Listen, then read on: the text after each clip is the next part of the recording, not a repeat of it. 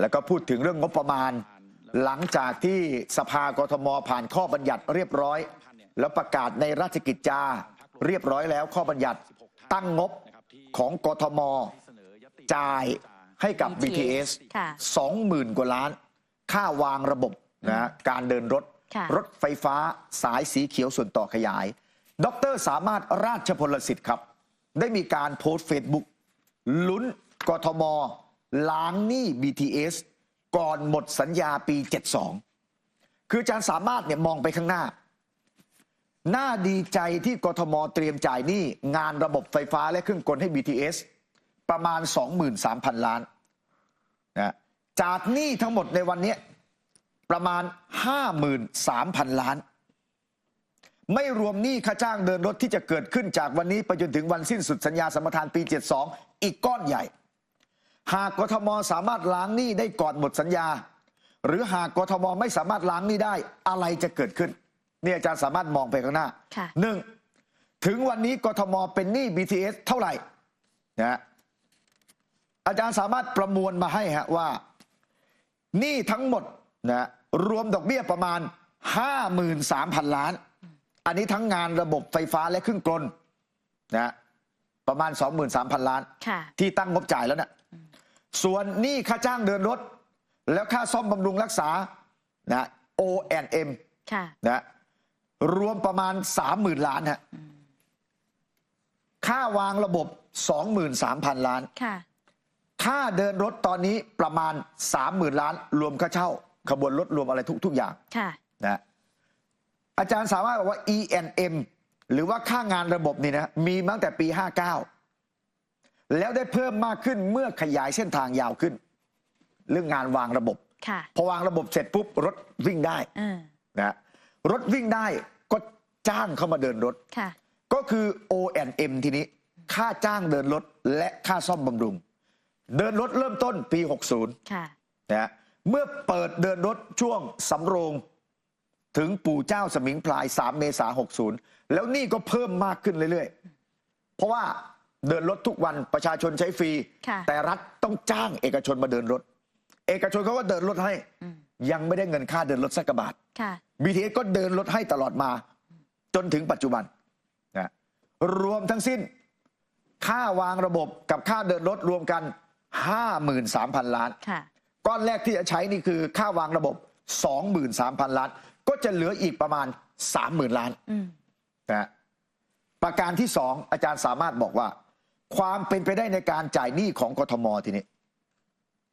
จ่ายไป 23,000 ล้านบอกว่าจะจ่ายก้อนเดียวเลยนะอ้าวแล้วอีก 30,000 ล้านล่ะคดีอยู่ในศาลปกครองกลางศาลปกครองกลางพิพากษาแล้วว่าต้องจ่ายตอนนี้อยู่ที่ศาลปกครองสูงสุดน่าจะใกล้มีคำตัดสินออกมาแล้วอาจารย์สามารถบอกว่าเวลานี้กทมพร้อมจ่ายหนี้ก้อนแรก 23,000 ล้านแต่นี่ค่าจ้างเดินรถจนถึงวันนี้ 30,000 ล้านกทมยังไม่จ่าย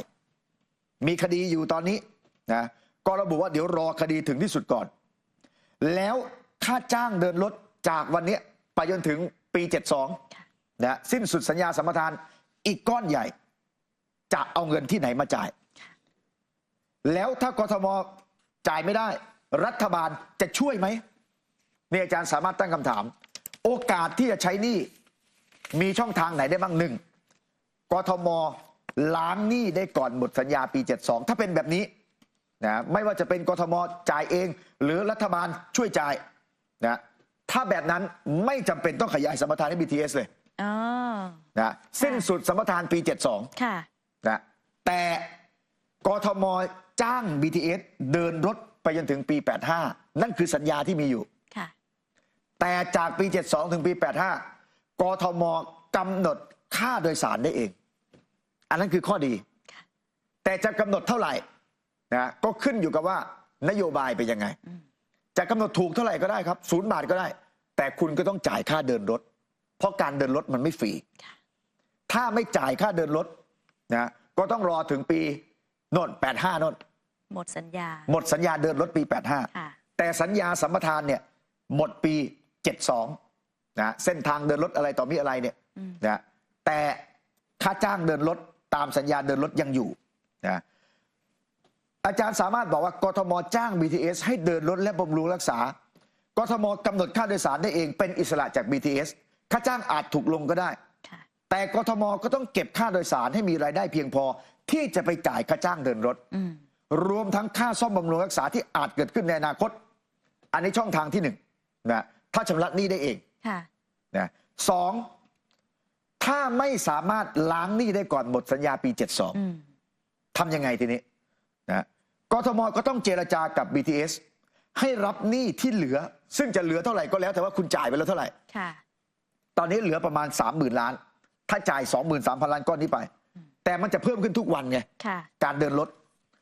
กทมอาจจะต้องเจรจากับ BTS แล้วเจรจาก็อาจจะต้องขยายสัมปทาน BTS ไปตามระยะเวลาที่เหมาะสมกับมูลค่าหนี้อัตราค่าโดยสารและผลตอบแทนที่กทมจะเจรจาว่าจะได้รับเท่าไหร่จาก BTS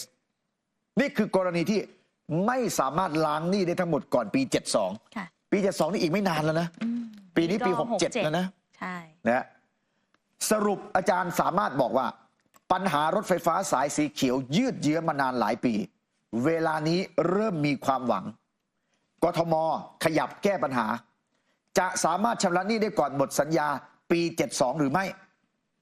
ม่ว่าจะเป็นอย่างไร BTS ก็ยังมีบทบาทในการเดินรถไฟฟ้าสายสีเขียวต่อไปเพราะสัญญาเดินรถมันถึงปี2585เพียงแต่ว่าหากกทมชำระหนี้ได้หมด